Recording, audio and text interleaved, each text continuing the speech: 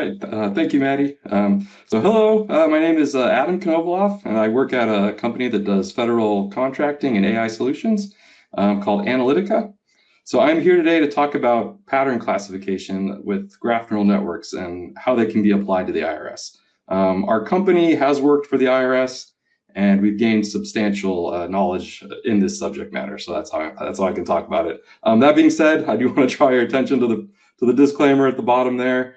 This doesn't reflect the opinions of the IRS. This isn't in production at the IRS. This is my work. So, all right, thank you. Okay, so what are we trying to do here? We want to find potential tax fraud among tax entities. This potential tax fraud, it exists in IRS taxpayer networks. These networks, they arise from tax filing. They arise from the tax filings themselves, right? So you put in your tax return, whatever it may be. That's where these networks arise from.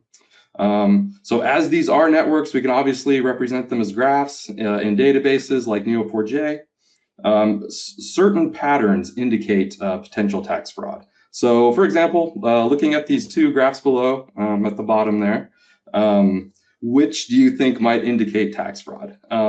These graphs they're very representative of what you're going to see in the IRS. Actually, they might actually be a little smaller. And you can see they're pretty complex. They have, maybe 100 nodes and a lot of branching relationships.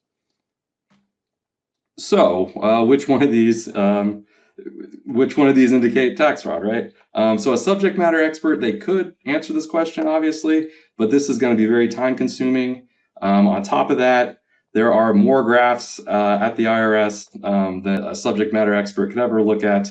The IRS gets millions of submissions a year, but however, we can automate this process via neural networks. So we adapt the graph data as input to a neural network, and we find that the top graph is indicative of tax fraud, although it has a green check. It makes it look good, but it's a bad thing. And then the bottom graph is one we would call clean. There's no indication of suspicious activity in that graph. Okay, so as a graph with nodal features on its own, this is not suitable for neural network input. So as I'm sure you know, a neural network is a series of matrix operations. We have to describe our IRS graphs as matrices. And considering they have nodal features on them, which I'll get into, so you can't just use the adjacency matrix, as that might be a good idea at the beginning. So just as a reminder, I put the basic rule for matrix multiplication at the bottom there. So we have an n by n matrix times a n by p matrix. It outputs a n by p matrix. So we have to describe our graphs as in this n by n form. Okay, so our goal is to featurize our graph into matrices. So I did this with the PyG module. So how this is done, we concatenate our list of node features as is shown down there. The point I want to make here is this is identical to any other machine learning feature vector. We can include natural language in this feature vector, and we'll see that later. But secondly, after we have our feature list for each node, we want to make a pairwise list of related nodes. So this is pretty straightforward. If two nodes are connected by a relationship, we're going to put them into a tuple, add them onto the other list of related nodes appended. So in the graphic at the bottom, you can kind of see how this works itself out. In our simple example here, we have the one hot encoded letter, so that's going to be 4 features. One entry for each letter. So graph neural networks, they're very flexible and they can predict, node classifications, edge classifications, and graph classifications, which is our case. And it can do more than that. But anyway, at this point, we have represented the graph as suitable neural network input, and we've included our features.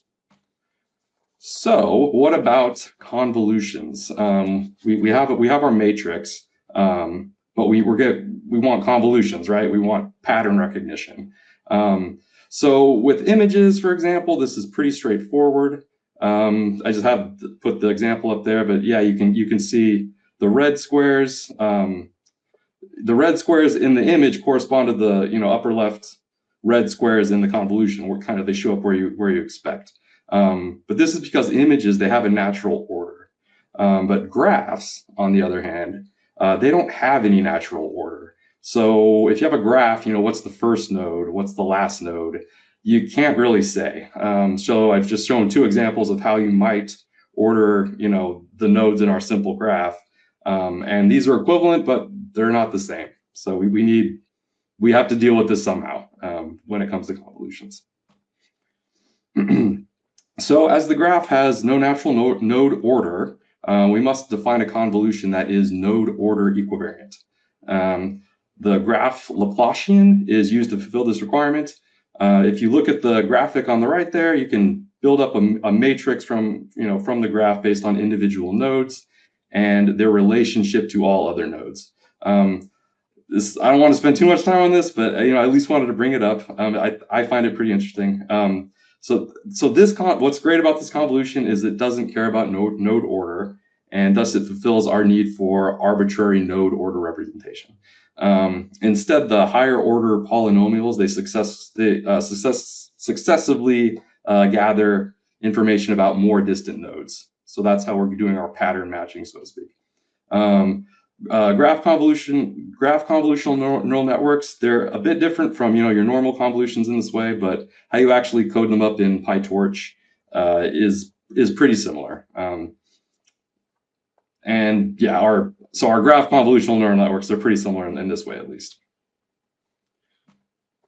Okay, we have our representation. We need some data. So again, upfront as a disclaimer, we don't have access to IRS data, so no real IRS data was used in this exercise.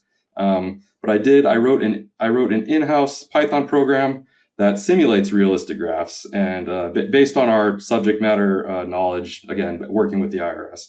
So these graphs, they're simulated, they're random, but they are realistic.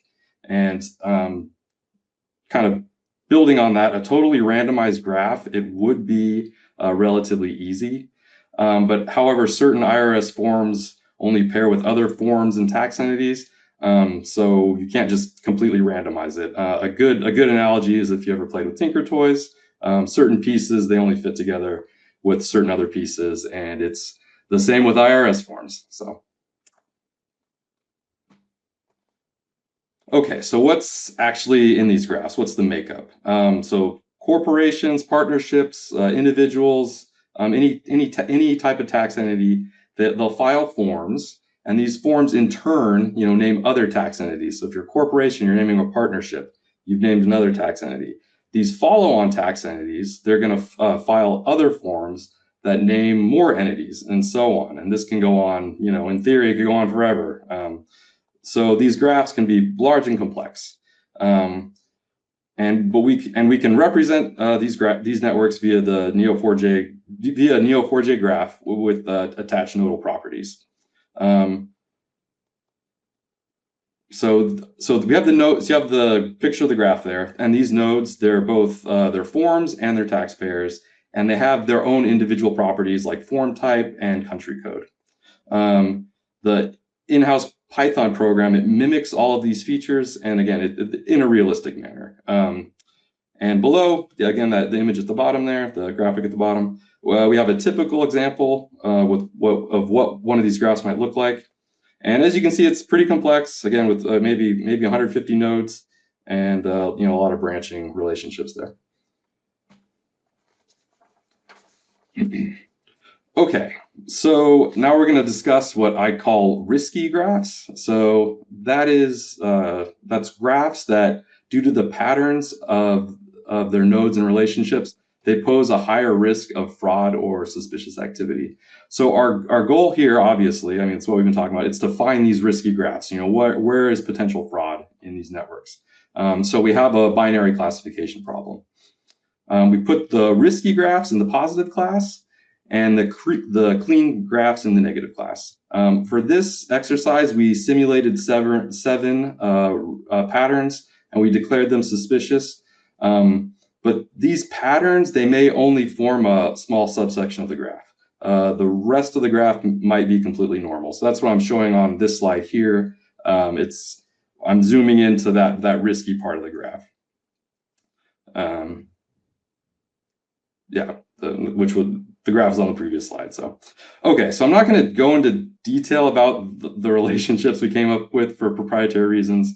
I don't want to encourage tax fraud, obviously, but in reality, they're not that interesting. So, anyway, so these are the suspicious graph patterns. So these are the patterns themselves of the graph. However, we still have nodal features, features that are attached to the nodes themselves, regardless of the graph patterns. And these may also indicate fraud. And these features can come from natural language, and that makes it very flexible. That's what we'll talk about here.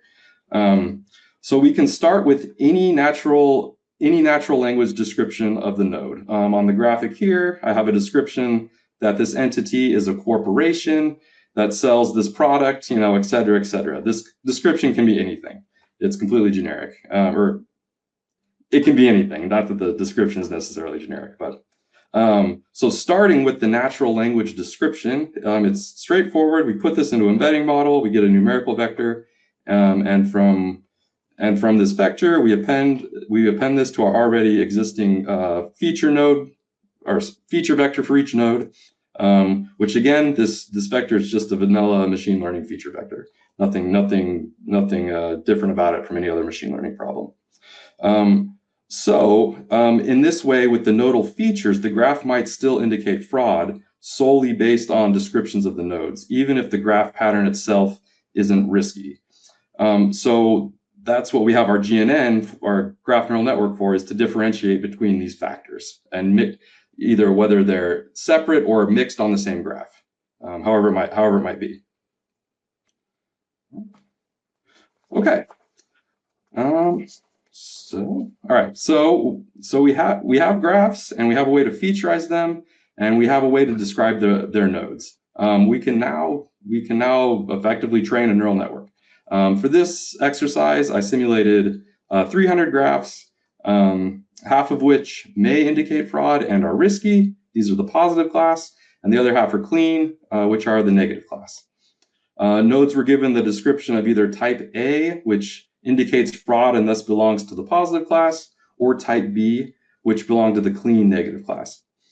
So this is to say the neural network, again, it can't rely on only graph shape or only on descriptions. A graph with a risky shape is positive, or a graph with a clean shape and a risky description is positive, or with a clean shape, with a clean shape and a risky description is still positive, or obviously it has both of these aspects, it's risky. Otherwise, it's a clean graph. So altogether, we have 16 network features from just the forms and the country codes, and then we have 384 NLP dimensions from the embedding vector. And so that gives us a total of 400 dimensions per node. And then the GNN itself has 3 convolutional layers with 64 hidden channels and dropout. So honestly, pretty simple network, graph neural network. So as you can see from the graphic, training, it successfully converges, and we get nearly 100% test accuracy. And yeah, this shows this is a valid method for detecting fraud in these networks. All right, so GNNs, they do have this advantage over brute force graph analysis in their ability to match graph patterns without this necessarily having complex user-defined input. And although we focused on the matching here, kind of the follow-on to this work, it might be GNNs can also interpolate and extrapolate from the training data as well. So again, I work for Analytica, a federal consulting and AI solutions company. Our website's there, and if you'd like to contact me, I have my LinkedIn. So thank you.